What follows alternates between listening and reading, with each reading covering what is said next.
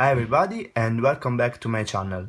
Today I want to show you the review of this headset, the Eachine DRV2. So I have tested this headset in the last day and I so far placed it with it. So let's talk about the features of this headset. It has a diversity receiver which auto search for the best signal and pass through them automatically. You have to select the band and the channel. The whole body is made of an hard type of plastic which I like, but I think they could it better. The battery is a Lion 2200 mAh. In the manual says that it's about for 3 hours of use with the DVR plugged in. The straps, I really don't like the straps because they are like too flimsy and I think they will not last longer. This part is made by rubber which is flexible, and here goes the battery that it is secured by a strap. So the LCD is a 5-inch with a resolution of 800 by 4800 and the luminosity is about 600 cdm. What I can say also, there is a little display here that, let me show you,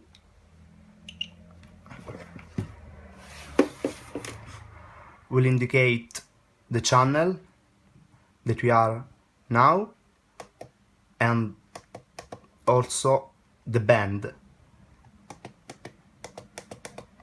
So I mainly use the 5645, so I think, if I can remember, is this. Sensitivity of the receiver is not 5 dBi, and the micro SD card, which is inserted here, is up to 64 GB.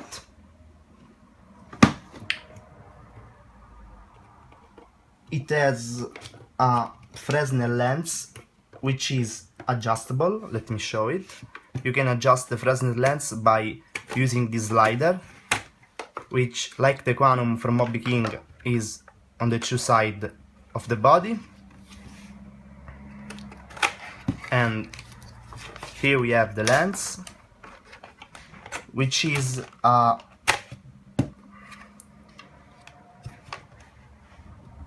PVC paper. So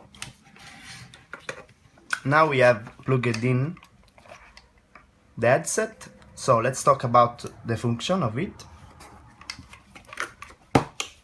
With this button which says power minus, you can shut down it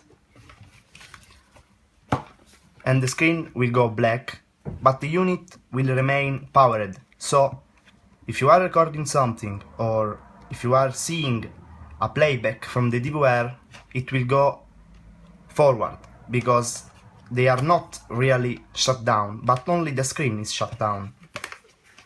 So just a press to bring the screen on again.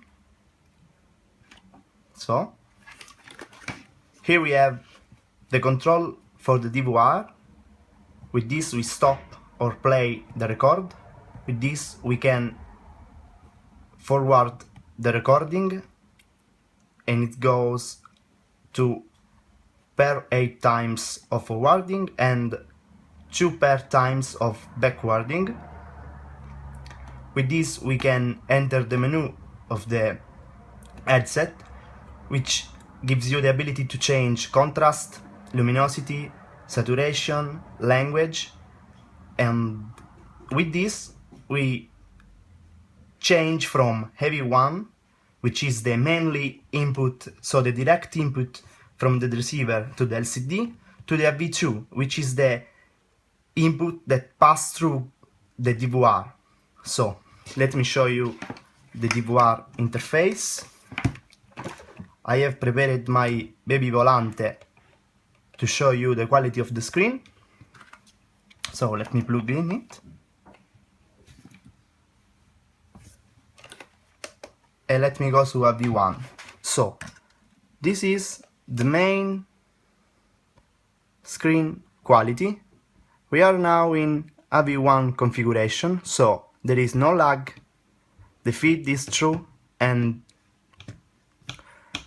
what I can see is the colors are very bright and the screen is bright, and also you can, like I said before, you can change all the parameters in this. So let me show you. Oh, here we have it. Okay, I shut it down. They need like 2 seconds to come on again. So we can adjust the luminosity, the contrast, the saturation, the color distribution, and we can set the screen to 6:9 or 4:3, and also we have the language. So pressing the DVR button, which is this, will bring us to the DVR portion, which sadly sometimes doesn't show up very well the first time you click it. So let me show you, let me try again.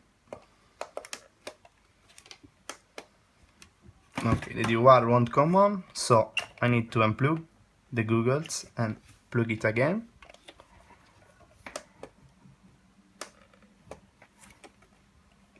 Here we have it. So I think that a long press may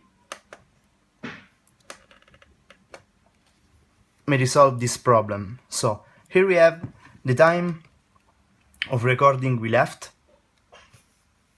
Here we have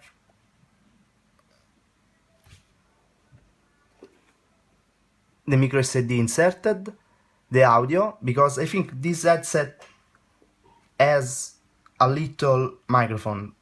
I will show you why in a moment. And the icon of the camera. So to start recording you have to press this button. So let me press it. The record starts, and the problem is this. Now I have a huge amount of lag on the feed, because there is a frame drop. I estimate about 10 or 15 frames. But the good news is that this frame drop will not be present if we change to AV1, so the recording will still be on. Let me show you. See? But there won't be any lag, like the Hamway receiver that I use mainly in my Canon V2 goggles. So let me stop the recording and let me go in the menu of the DVR. So this is the first menu of the DVR.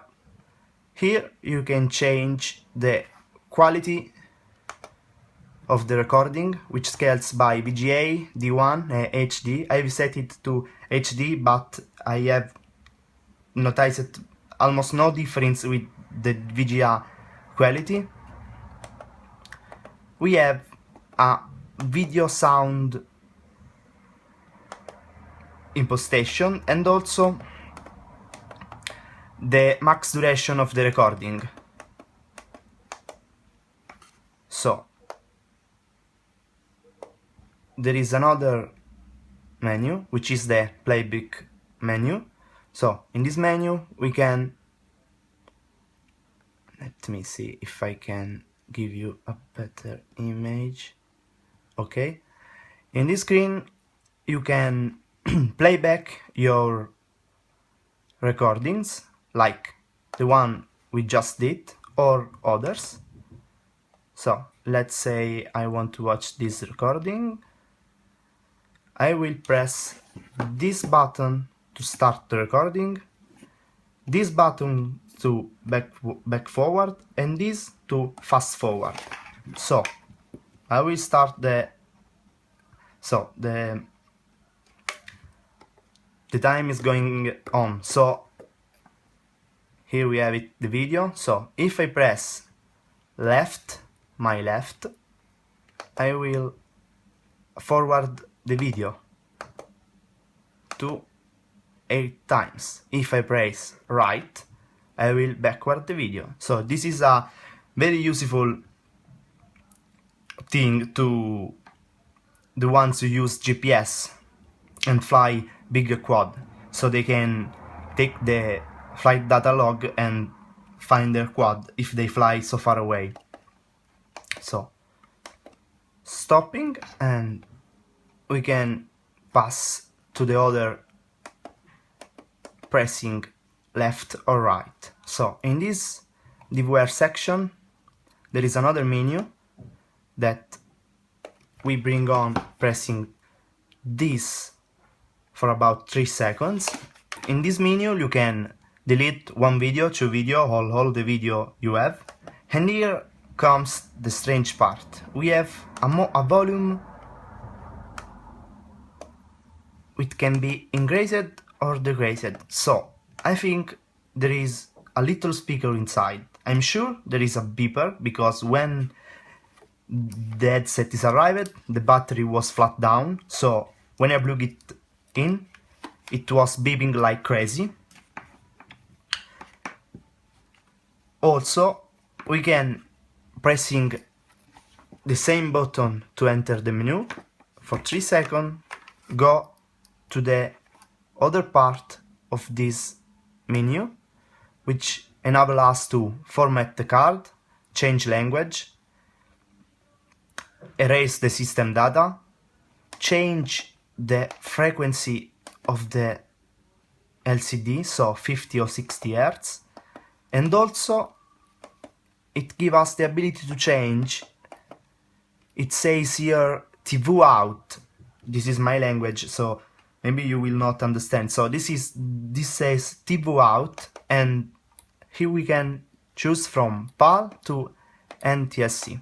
So another thing I can say is that I think these antennas are so far so good. I think they are not the best antenna out there, but they do the job, and they are not make it so bad, I think. So this is a right-hand polarization. I can show you this by opening this mushroom thing. So we have it, right-hand polarization.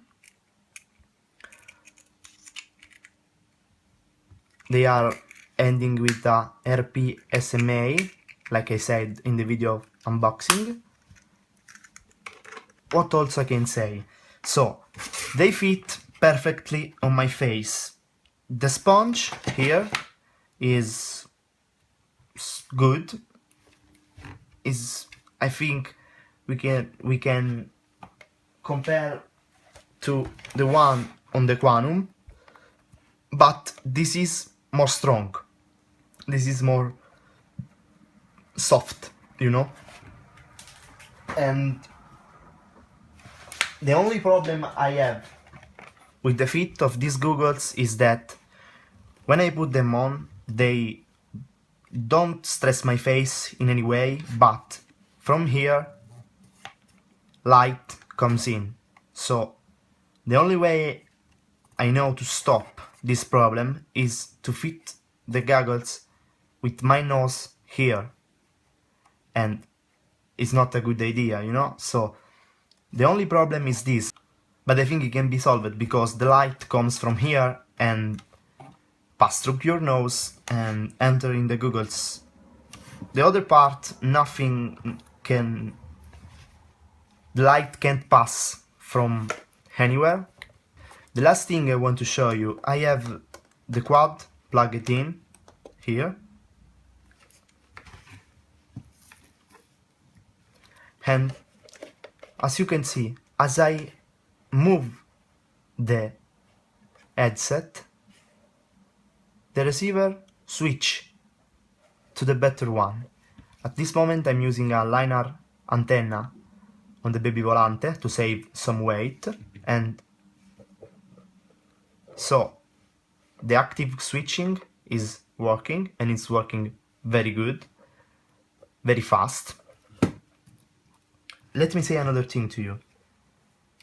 Li-ion battery can be very dangerous, and I know that for fact, because I have a lot of Li-ion batteries and I use them for a lot of purpose, and I know they are very dangerous, more than a LiPo.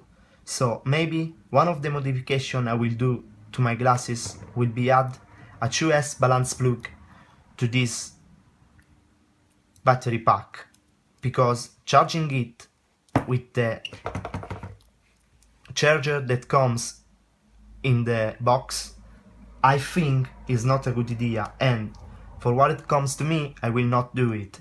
I will change it, I will change this plug, put a 2S balance cable and charge them with my hobby grade balance charger, because I want to stay sure. The reception in this headset I find is very nice. I am coming from this, which are